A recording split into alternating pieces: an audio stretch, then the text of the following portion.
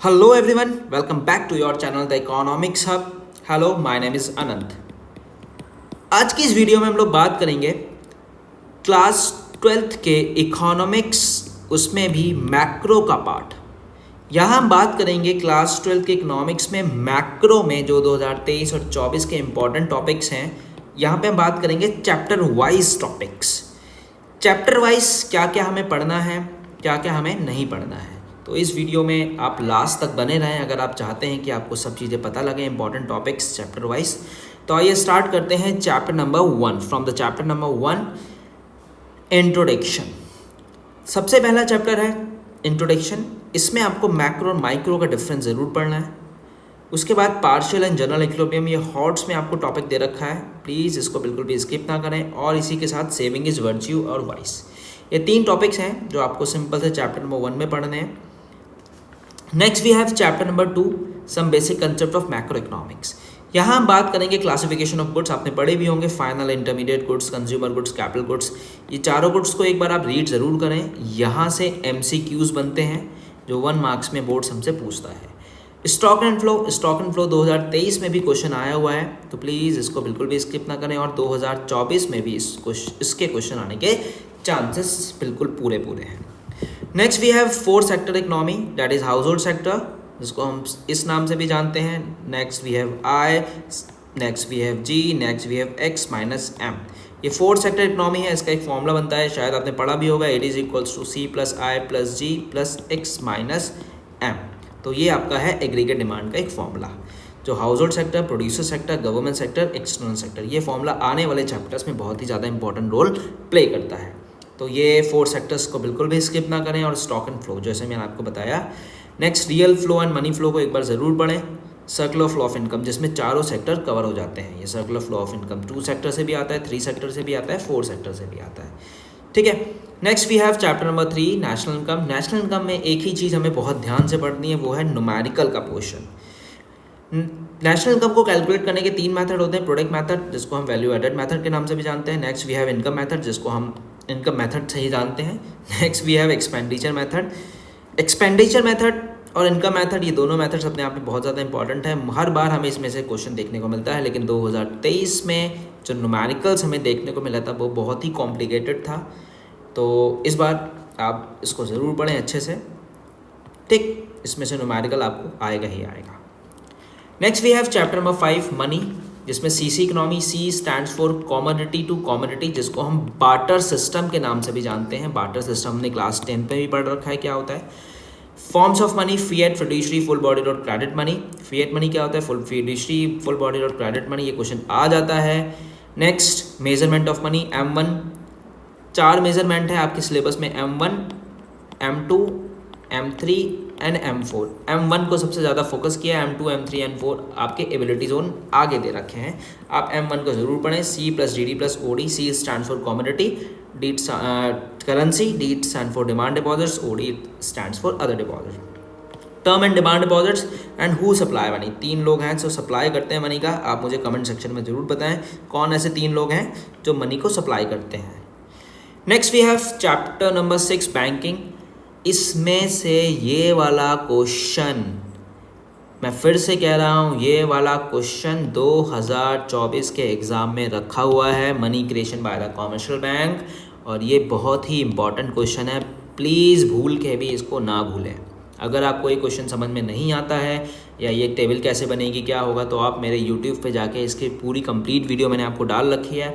तब भी आपको डाउट हो तो आप मुझसे डायरेक्टली कमेंट सेक्शन में जाके मुझसे पूछ सकते हैं। पर्सनली भी मैं आपको ये क्वेश्चन बता दूंगा।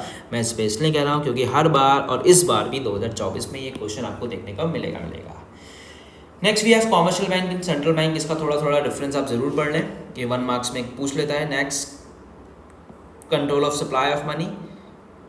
फंक्शंस में ये 3 फंक्शंस मैंने आपको डिस्कस किए हैं और बाकी फंक्शंस भी हैं इसमें, लेकिन 3 फंक्शंस पे आपको बहुत ज़्यादा फोकस करना है। कभी कभी सीधा ये फंक्शंस पूछ लेता है आपसे। Next qualitative and quantitative. जैसे मैंने आपको ये वाला क्वेश्चन बताया ना, money creation by the commercial bank, वैसे ही क्वालिटेटिव एंड क्वांटिटेटिव भी अपने आप में बहुत ज़्यादा इंपॉर्टेंट है। 6 नंबर में, 4 मार्क्स में या 1 मार्क्स में क्वेश्चन ये हमें देखने को मिलेगा 2024 के एग्जाम में 100% bank rate, repo rate, reverse repo rate, CRR, SLR, open market operation, margin requirement, rationing of credit and moral suasion. ये पूछ लेता है कि क्वालिटी, आपको ये दे देगा सपोज SLR, ये पूछेगा SLR is a part of qualitative और क्वांटिटेटिव, तो आपको बताना याद रखना पड़ेगा। Moral suasion is a part of qualitative और क्वांटिटेटिव, तो 1 मार्क्स में इस तरह से पूछ लेता है। आया भी है 2023 में क्वेश्चन, आप लास्ट ईयर का पेपर उठा के देख लें। Next we have chapter number 7 that is aggregate demand and aggregate supply and related concept. ये वही चीज़ है जो मैंने आपसे चैप्टर 1 में डिस्कस की थी। यहाँ पे ना कंपोनेंट मैंने नहीं लिखे हैं, आपको मैंने पहले डिस्कस कर लिए थे इसलिए नहीं लिखे हैं। जो AD is equals to C plus I 2 sector, AD is equals to C plus I plus G 3 sector and AD is equals to C plus I plus G plus X minus M, ये 2 sector है, मतलब close economy, और ये open economy 4 sector, 1 2 3, इसलिए इसको 2 sector बोला जाता है, इसको 3 1 2 3 एंड 4, इसलिए इसको 4 सेक्टर इकोनॉमी बोला जाता है। तो ये ज़रूर पढ़ें, ये इसमें आपका कवर हो जाएगा। कंजम्पशन फंक्शन, सेविंग फंक्शन भी एक बार ओवरव्यू ले लें इसके। कर्व कंजम्पशन फंक्शन के जो इनकम है, ये कंजम्पशन है, ये AD है, ये इन्वेस्टमेंट है, ये कर्व मैंने आपको समझाए हैं।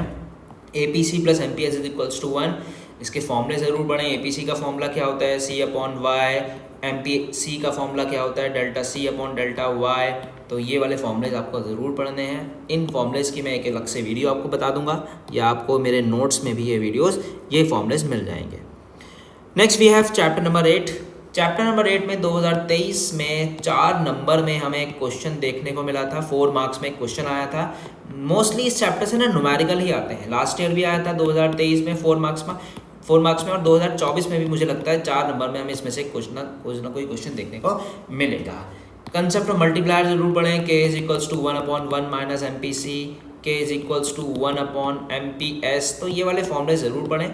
मल्टीप्लायर मैकेनिज्म, जिसमें हम MPC को एज्यूम करते हैं 0.5 या MPC को हम एज्यूम करते हैं 0.6, एक टेबल है, ये आप ज़रूर देखें। इसमें मोस्टली न्यूमेरिकल तो आएगा ही आएगा, इसलिए इसके फॉर्मूलेज बहुत ही ज़्यादा इंपॉर्टेंट है। मैंने फिर से बोला, अगर आपको फॉर्मूलेज नहीं मिलने हैं कहीं से तो आप मुझे कमेंट सेक्शन बॉक्स में बताइए, मैं आपको पूरे नोट्स प्रोवाइड करा दूंगा विद फॉर्मूलेज।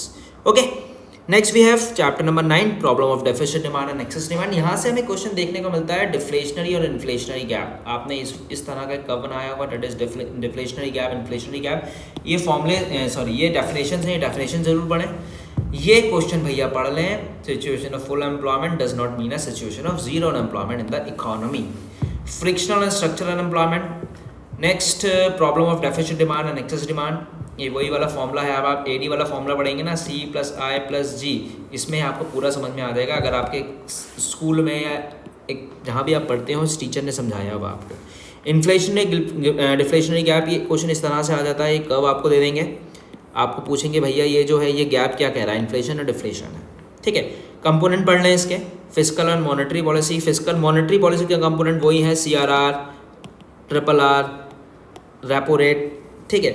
और monetary policy, fiscal policy taxes वगैरह हैं, कब टैक्सेस बढ़ाने हैं, कब टैक्सेस कम करने हैं, ये आपको इंपॉर्टेंट है, ये भी पढ़ें ज़रूर, ये वाला जो पोर्शन है। Okay, next we have chapter number 10 government budget. Government budgets में से ऑब्जेक्टिव कई बार पूछा गया है, जो 5-6 ऑब्जेक्टिव आपको दे रखे हैं, वो ऑब्जेक्टिव पढ़ें। जैसे ही चैप्टर स्टार्ट होता है नेक्स्ट पेज पे ऑब्जेक्टिव आपको दे रखा है। Structure of government budget, structure भैया ज़रूर पढ़ लें। स्ट्रक्चर जो देखेगा आपकी बुक्स में गिवन है इस तरीके से, रेवेन्यू डेफिसिट, फिस्कल डेफिसिट, और आपका टैक्सेस, नॉन टैक्स, और आपका कैपिटल एक्सपेंडिचर। तो ये वाला जो आपका डायग्राम है ना, ये ज़रूर पढ़ें, इस तरीके से आपको बताया है।